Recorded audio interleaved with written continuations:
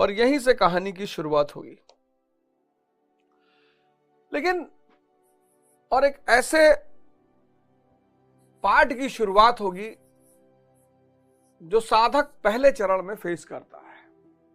अध्यात्म का जो पहला चरण है वो बहुत खतरनाक है, और ये अर्जुन के इस प्रसंग से हमें दिखाई पड़ेगा। और जब आप शुरू करोगे तो आप फेस करोगे वो सारी चीजें, सब दिखाई पड़ेगा आपको। जो जो अर्जुन बोलेगा एग्जैक्टली वही सारी बातें पहले चरण में आपके सामने भी पैदा होंगी। धर्म जो है ये मनुष्य के विकास का सूत्र देता है। बहुत साइंस है ये, साइंस। आमिर खान साहब ने एक जगह रॉन्ग नंबर की बात की है, एक मूवी बनाई उसमें उन्होंने रॉन्ग नंबर की बात की। आमिर खान साहब पर चर्चा करूंगा, बहुत महान आदमी है, लेकिन उससे पहले उसमें उन्होंने रॉन्ग नंबर की बात की पीके में। वो रॉन्ग नंबर का मतलब था पाखंड। जब धर्म पाखंड बन जाएगा तो समाज में यह विकास बाधित हो जाएगा, तनाव पैदा हो जाएगा, संघर्ष शुरू हो जाएगा। यह फर्क है धर्म और संघर्ष में। अगर आप धार्मिक हैं आपका विकास होगा, निरंतर निरंतर आप नए प्रतिमानों को स्थापित करेंगे। इतनी ताकतवर चीज है धर्म, एक विज्ञान के रूप में। मानव विकास कहां से? इंद्रियों से चेतना तक। अब पाखंड का एक मैं एग्जांपल आपको देता हूं। मंदिर किस लिए जाते हो आप? दर्शन करने के लिए। मंदिर बने ही इसीलिए थे।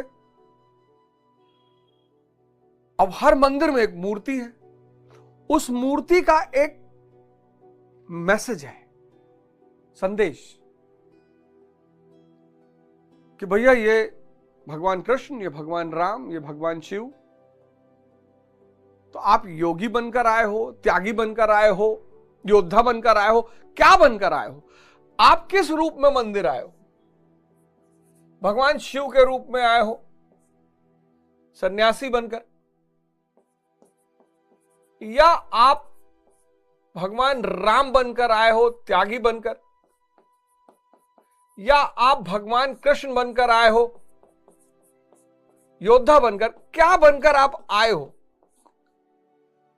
तो जो बनकर आए हो वहां बैठो, उस पद्धति को अपनाओ, और एक दिन ऐसा आएगा जब इस घट में, इस शरीर में आपको उस प्रभु के दर्शन होंगे। जैसे महाराज प्रेमानंद है, उनको हो गया। जैसे हमारे महाराज है, महाराज अलगानंद जुड़ गए परमात्मा से। घट में यह है दर्शन। लोग क्या करते हैं? मंदिर जाते हैं, मूर्ति देख के चले आते हैं। उसका इस घट में दर्शन होगा। अब वृंदावन,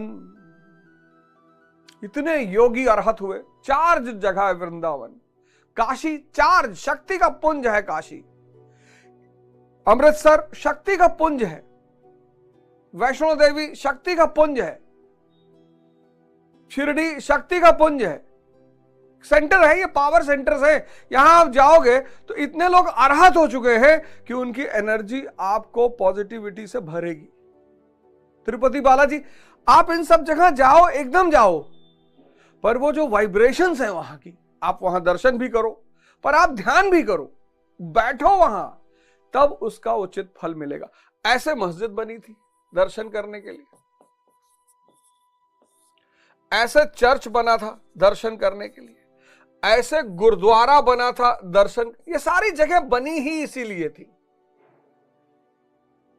कि संसार से अलग जब आप इन जगहों पर आओगे तो संसार बाहर छोड़कर आओगे। सिर्फ चप्पल बाहर नहीं उतारोगे, मन को भी बाहर उतारोगे। अगर मन आपका, जब आप इसके अंदर जाते हो और आपके साथ जाता है, तो आप अंदर गए ही नहीं।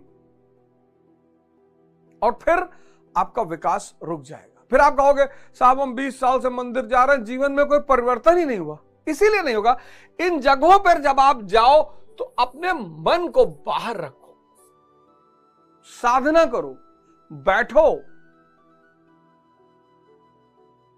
और ये सारे धर्म, गुरु नानक जी जब अरहत हुए तो सबसे पहले शब्द जो उन्होंने बोले, जपू जी कहा जाता है उसको। और उसका जो पहला स्टैंजा है, पहला श्लोक है, अल्टीमेट है सर। एक ओंकार सतनाम कर्ता पूरक,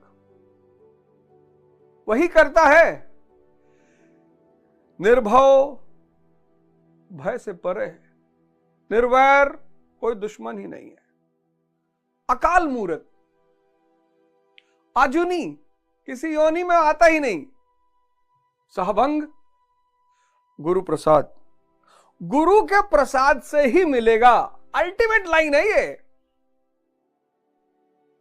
किसी सदगुरु के प्रकाश प्रसाद से, कोई गुरु जो आपको इस रास्ते पर ले चलेगा, जैसे कृष्ण अर्जुन को ले चले, क्योंकि वो पहला पार्ट बहुत खतरनाक है।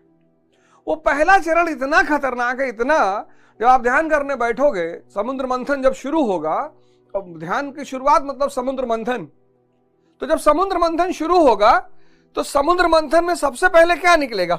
विष निकलेगा। आप काम को शांत करने के लिए ध्यान कर रहे हो, पता लगा काम बढ़ गया। किसी भी स्त्री को पकड़ लेने की इच्छा पैदा हो गई। आप लोभ को कंट्रोल करने के लिए कर रहे हो, पता लगा लोभ बढ़ गया। आप क्रोध को संभालने के लिए ध्यान शुरू किया हो कि भैया मुझे बहुत क्रोध है, आप और क्रोधी हो गए। आप मोह से बचना चाहते हो, आपके मोह में और विकास हो गया। यही तो है पहला चरण। सब घबरा जाते हैं, सब, अरे भैया। तो इस चरण में, यह चरण गुरु के बिना संभव ही नहीं है, ही नहीं। यह चरण गुरु के बिना संभव ही नहीं है। काम बढ़ गया, क्रोध बढ़ गया, लोभ बढ़ गया, मोह बढ़ गया, आदमी भाग नहीं जाएगा कि ये कौन सी मेडिसिन है यार। अभी ये सारी चीज अर्जुन का भी बढ़ेगा। ये सारी चीज अर्जुन का भी बढ़ेगा। और तब साक्षात श्री कृष्ण। इसलिए इस देश में जो मुक्त हो गया उसको हमने श्री कृष्ण कहा। कृष्ण कोई व्यक्ति नहीं है, परंपरा है। जो भी मुक्त हुआ, वासुदेव मुक्त हुए, हमने उनको श्री कृष्ण कहा। आज गुरु महाराज हमारे अरहत हुए, मुक्त हुए, हम भी उन्हें श्री कृष्ण ही कहते हैं। परमानंद जी महाराज मुक्त हुए, हम उन्हें श्री कृष्ण कहते हैं।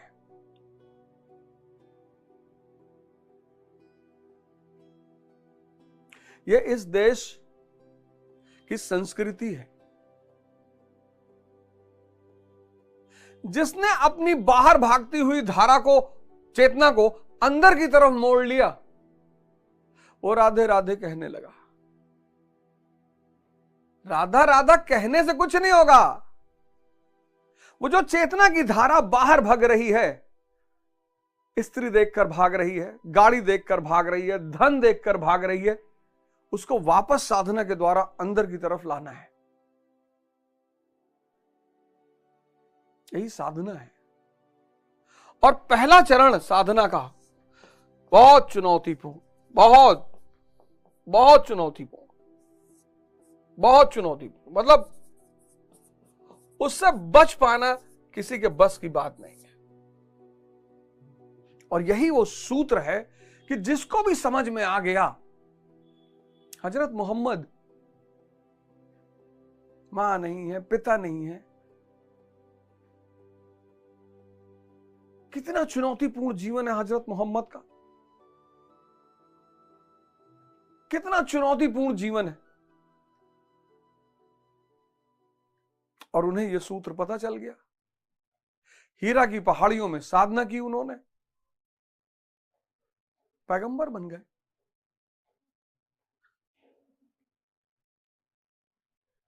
बुद्ध को पता चला, महावीर को पता चला। यह सूत्र इतना प्यारा है कि आप जो बनना चाहोगे, हालांकि इसकी अंतिम परिणति भगवान ही है, लेकिन यह सूत्र बड़ा प्यारा है।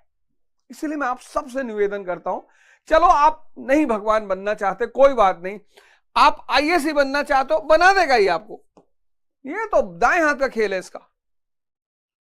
आप मेंबर ऑफ पार्लियामेंट बनना चाहते हो, बना देगा। मैं तो बार बार आपसे कहता हूं, ये सूत्र इतना ताकतवर है, आपको अंदर से इतना ताकतवर बना देगा, आपका डिप्रेशन खत्म कर देगा, चिंता खत्म कर देगा, तनाव। और जिंदगी पर डे, गाना था ना, जिंदगी हर कदम एक नई जंग है, हर दिन एक जंग है, हर दिन एक चुनौती है। और यह सूत्र बहुत प्यारा है। आप जहां रुकना चाहो रुक जाओ, आप आईएएस पे रुकना चाहो रुक जाओ, एमपी पे रुकना चाहो रुक जाओ, आप पीएम पे रुकना चाहो रुक जाओ, ये आपका चॉइस है कि भैया हम तो यहीं रुकेंगे, आप रुक जाओ। हालांकि इस सूत्र का अंतिम जो परिणाम है वो ईश्वरत्व,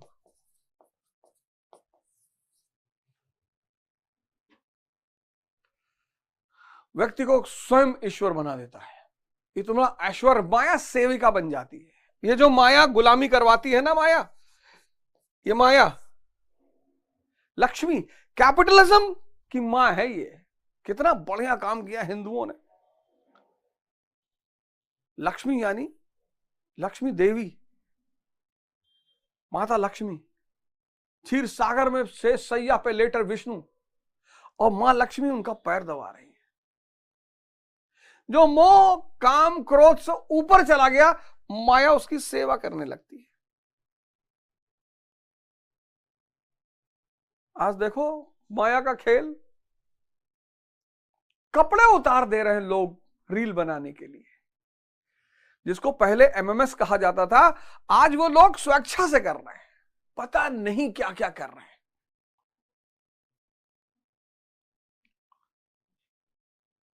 माया का खेल है, पागल करके रख दिया माया ने आज।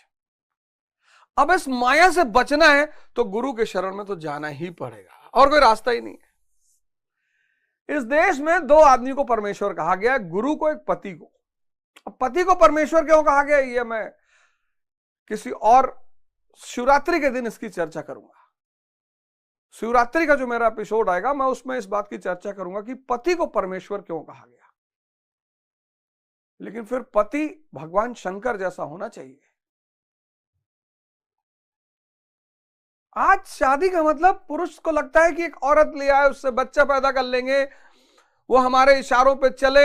ऐसा नहीं होगा। शक्ति कमजोर व्यक्ति के साथ रह ही नहीं सकती, और स्त्री का मतलब शक्ति। इसलिए मैं बार बार ये बात कहता हूं कि स्त्रियां खराब कभी नहीं हो सकती, हो ही नहीं सकती। अगर एक बहुत शक्तिशाली पुरुष वैश्या को मिल जाए तो वो उसे प्रेम करने लगे। आप कभी मौका लगे तो आप चित्रलेखा पढ़ना, कभी आपको मौका लगे आप चित्रलेखा पढ़ना भगवती, आपको स्त्री समझ में आएगी। साहित्य से अच्छा दोस्त तो मनुष्य का हो ही नहीं सकता। तो आप, और आज के युग में तो गुरु अनिवार्य है, वरना ये सभ्यता विलीन हो जाएगी। ये माया सब खत्म कर देगी, सब पागल कर देगी ना आदमी को। भाई किसी का एक्सीडेंट हो गया, आप उसे उठाने को जाए, उसका वीडियो बना रहे हो। आप सोचो आदमी की मानसिक स्थिति क्या है। उसको यह है कि इतना सेंसिटिव सीन है कि इसको मैं बेच लूंगा, ये मर जाए मुझे क्या फर्क पड़ता है। यह स्थिति आ गई है, और यह बहुत विनाशकारी स्थिति है।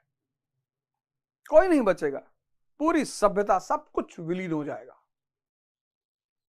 माया सब पर्दे कर डालेगी। अब अर्जुन जब साधना की शुरुआत करने जा रहा है, तो अर्जुन विचलित हो रहा है, अर्जुन शोक करने लगा। यहीं पर पिछली लाइन मैंने खत्म की थी कि अर्जुन शोक करने लगा। अब ऐसा क्यों होता है कि जो भी व्यक्ति इस रास्ते पर चलता है उसका पहला चरण बहुत खतरनाक होता है? ऐसा क्यों होता है? क्या वजह है? आज मैं आपको उसकी वजह बताता हूं। अब ये जो इंद्रियों का संसार है,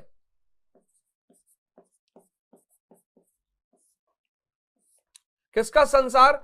इंद्रियों का, सेंसेस, मन और इंद्रियों का जो संसार है, और अध्यात्म का जो संसार है, इन दोनों में एक बड़ी जबरदस्त अंतर है। क्या अंतर है? यहां सुरक्षा है, मां बाप, भाई बहन, रिश्तेदार, सुरक्षा है। यहां असुरक्षा है, कोई है ही नहीं। गुरु कहता है तुम्हारा दुनिया में कोई नहीं है। अब ये सुनकर ही जी कांप जाता है कि अरे हम अकेले। पहला अंतर। दूसरा, ये दृश्य है। यहां जो कुछ भी है सामने है। स्त्री सामने है, पैसा सामने है, घर सामने है, गाड़ी सामने, यहां सब कुछ सामने घटित हो रहा है, दिखाई पड़ रहा है।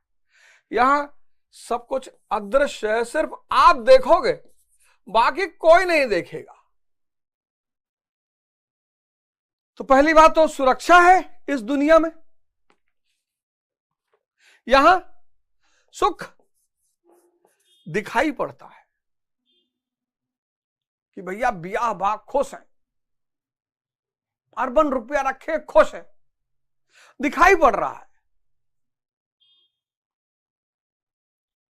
5 करोड़ की गाड़ी बैठ रहे हैं, आप देख रहे हो। खूबसूरत पत्नी है, आप देख रहे हो। यहां जो उपलब्धि है, जिसको आनंद कहते हैं, सच्चिदानंद, ये दिखाई नहीं पड़ती। ये जिसको मिल रही है बस उसी को दिखाई पड़ रही है।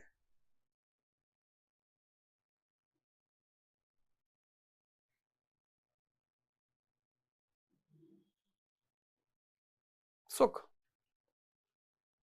दिखाई पड़ रहा है कि भैया 1.5 बीघा मकान बनवाए हैं, 10 गाय रखे हैं, दूध पियत हैं, मौज में है भैया आपका।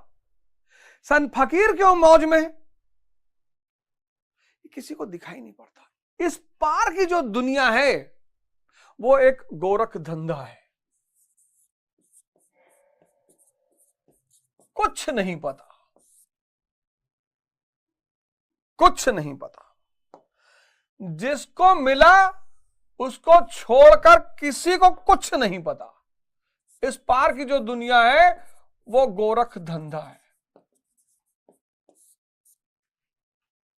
नुसरत फतेह अली खां का है ना कि हो भी नहीं और हर जगह हो, तुम एक गोरख धंधा हो।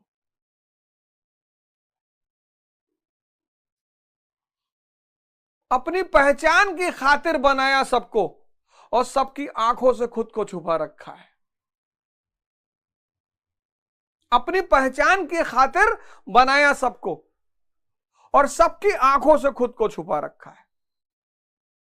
उसकी लाइन है, उसकी दूसरी लाइन बड़ी प्यारी है कि जब तुम बिन कोई दूसरा नहीं मौजूद तो समझ नहीं आता कि ये पर्दा क्यों है। तो तुम्हारे सिवा कोई है ही नहीं। ला इलाहा इल्लल्लाह मुहम्मदुर रसूलुल्लाह, अल्लाह को छोड़कर कुछ भी नहीं है, तो पर्दा क्यों है? पर्दा का बड़ा नियम, बड़ा प्यारा सिद्धांत है इस्लाम का। 8 मार्च को एक शो कर रहा हूं, इस्लाम के अष्टांगिक मार्ग। 8 मार्च को मेरा शो आएगा इस्लाम पर। पर्दा का बड़ा महत्व है। इन्होंने अपनी औरतों को ही पहना दिया, पर्दा शब्द में भटक गए।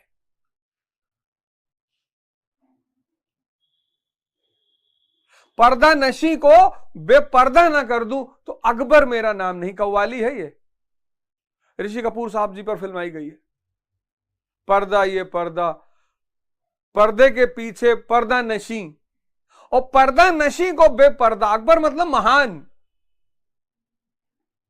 पर्दा नशी को बेपर्दा ना कर दूं तो अकबर मेरा नाम नहीं। ये जो साइड है, ये जो पार्ट है अध्यात्म का, इसको कबीर कहते हैं गूंगे का गुड़। जिसको मिल गया वो मौज में है, किसी को बता ही नहीं पा रहा है। यही सबसे बड़ी चुनौती है इस पार्ट की, गूंगे का गुड़। कबीर कहते हैं गूंगे का गुड़, मैं तो मौज में हूं भैया। लोग कहते हैं बताओ भैया कैसे हो, बता ही नहीं सकते, ना तो बता सकते हैं ना किसी को दे सकते हैं। जैसे यहां आपकी संपत्ति है तो वो विपत्ति, जो मरने पे छूट जाए वो विपत्ति, जो मरने पे साथ जाए वो संपत्ति। लोग कहते हैं भैया खाली हाथ आए थे, कौन कहता है? सांस लेकर आए थे, कोई खाली हाथ नहीं आया। ये जो संपत्ति है ये आप अपने उत्तराधिकारी को दे सकते हो। ये अगर इस संपत्ति को दिया जा सकता तो बुद्ध अपने बेटे को दे देते, गुरु नानक देव जी अपने बेटे को दे देते, गुरु अंगद को देने की क्या जरूरत थी? इस संपत्ति को पाने के लिए योग्यता चाहिए और इस संपत्ति को पाने के लिए संबंध चाहिए।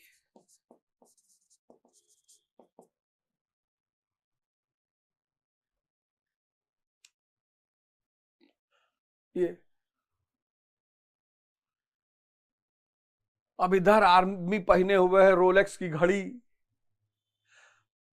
लुई विट्टन का जूता 2 लाख रुपए का, बर्बरी की शर्ट पहना, सब दिखाई पड़ रहा है कि भैया अमीर है तो है। इधर खड़ाऊ पहने, धोती पहने, और महावीर तो सारी लिमिट क्रॉस कर दिए। भगवान महावीर तो नंगे और कह रहे चक्रवर्ती सम्राट, पूरे ब्रह्मांड पर इनका कब्जा है। आदमी झन्ना आ जाता है कि अरे यार ये सुख क्षणिक हैं लेकिन तुरंत मिलते भी हैं। स्त्री पे हाथ रखा आनंद आया, पुरुष पे हाथ रखा आनंद आया। ये 10-10 साल लोग ध्यान कर रहे, भैया कुछ हो ही नहीं रहा अंदर।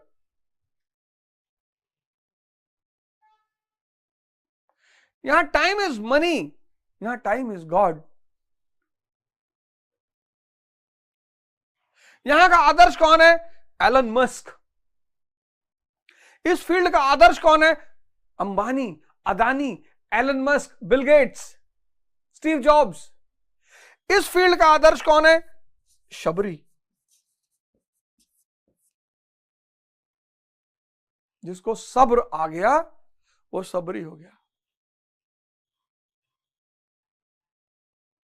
इस फील्ड की आवश्यकता क्या है? उत्तेजना। इस फील्ड की सब्र, धैर्य।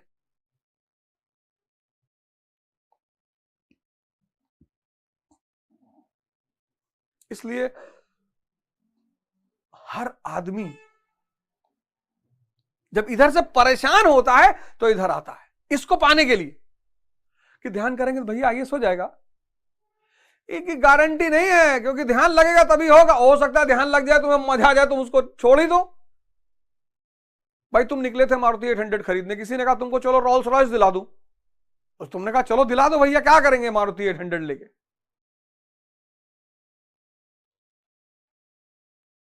इधर के बहुत सारे लोग इधर आते हैं अपनी वासना को पूरा करने के लिए।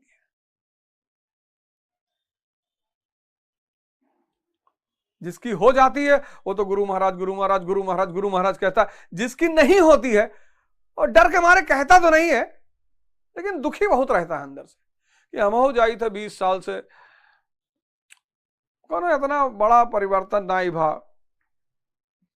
कुछ बदला नहीं। लड़का हमारा वैसे बीमार रहा था, मेरे रुआ भागिन गए पिछले साल, देखबे की हो खैरानी माग लग गए, कुल फसल जल गए, पता नहीं कहा गुरु भगवान। लेकिन चलो भाई सब भरोसा करा थे तो हमहू करी थे। ये अलग खेल है।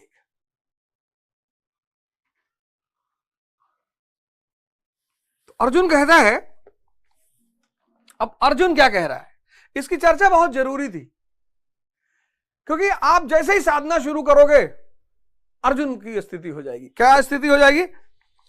दृष्ट्वेम स्वजनम कृष्णम युयुत्सम समु उपस्थितम सिदंतिमम गात्राणि मुखम च परिशुष्यति वे वेपथुष शरीरे में रोमहर्षस जायते। हे कृष्ण, युद्ध की इच्छा वाले खड़े हुए इस स्वजन समुदाय को देखकर मेरे अंग स्थिर हुए जाते हैं, मुख सूखा जाता है और मेरे शरीर में कंप तथा रोमांच हो रहा है। ये देखो, ये विष निकलना शुरू हुआ, ये कह रहा है कि मेरे अंग स्थिर हुए जा रहे हैं, मुख सूख जा रहा है, शरीर कांप रहा है। भैया जो दिखाई पड़ रहा है, जो दिखाई पड़ रहा है, उसको छोड़कर अज्ञात की तरफ कूदना कि भैया भगवान क्या है पता नहीं, उसको मिलने क्या होगा पता नहीं, यहां कम से कम पता तो है। और गुरु भी कभी कभी कहता है कि मेरे ऊपर भरोसा मत करना।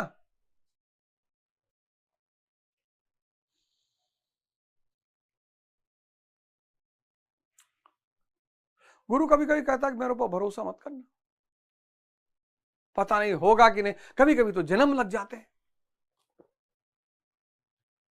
एक बूढ़ा सन्यासी और एक जवान सन्यासी दोनों एक पेड़ के नीचे बैठ के साधना कर रहे थे। भगवान शंकर ने नारद जी को भेजा कि जाओ देखो, दोनों को मौका लगे, अगर सही कंडीशन हो दोनों को मुक्त कर दो, जाओ परीक्षा लो इनकी। नारद जी आए नीचे,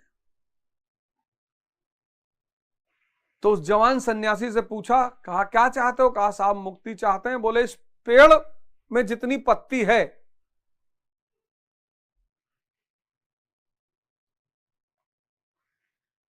उतना जन्म तुमको और लगेगा, तब मुक्त हो गए। वो लगा नाचने। कहा अच्छा बस इस पेड़ में? नारद जी सही बताइए, इस पेड़ में है कि और कोई पेड़ है? बोले नहीं बस इस पेड़ में। वो लगा नाचने कि चलो ये तो कंफर्म हो गया कि इस पेड़ में जितनी पत्ती उतने जन्म के बाद में मुक्त हो जाऊंगा। फिर उस बुजुर्ग के पास गया, उसने कहा मुक्त तो तुम भी हो जाओगे, लेकिन ये जो डाल निकली हुई है ना, इस डाल पर, इस एक डाल में 20-25 डालें रही होंगी, उसने कहा इस एक डाल में जितनी पत्ती है उतना जन्म तुमको और लगेगा। उसने चोला वोला उठा फाड़ फूक के कि मरे जा रहे हैं, दंड वंड सफेद। बोले ये सब नाटकबाजी है, जाना ही नहीं भाई साहब, इस रास्ते पर जाना ही नहीं। एक बुजुर्ग और जवान सन्यासी लौटते थे आश्रम की तरफ। सांझ हो रही थी, एक नदी पड़ी, नदी के सामने एक स्त्री खड़ी थी, युवा सुंदर। और उसने सन्यासियों से कहा कि मुझे डर लग रहा है, मुझे अपने कंधे बैठा के नदी पार करा दीजिए। बुजुर्ग सन्यासी ने सोचा स्त्री को छूना तो पाप है, ये तो पतन की तरफ ले जाएगी। अरे ये क्या विचार आ गया? वो तुरंत पानी में उतर गया, क्रॉस करने लगा। आधे में पहुंचा तो उसे याद आया कि जवान क्रांतिकारी होते हैं और हो सकता है अभी ये ना समझ, ज्यादा ना समझाओ, कहीं स्त्री को टच ना कर लिया हो। पीछे देखा, वो जवान सन्यासी स्त्री को अपने कंधे में बैठाए हुआ था। नदी के किनारे उसने उतारा स्त्री को, फिर दोनों आश्रम की तरफ चले। बाबा जी जब आश्रम के गेट पर पहुंचे तो उन्होंने जवान सन्यासी से कहा कि आज बुद्ध से शिकायत करूंगा और तुझे आश्रम से निकलवा दूंगा। छूना तो छूना, तूने स्त्री को अपने कंधे में बिठाया। उसने कहा महाराज मैं तो वही नदी के किनारे उतार आया,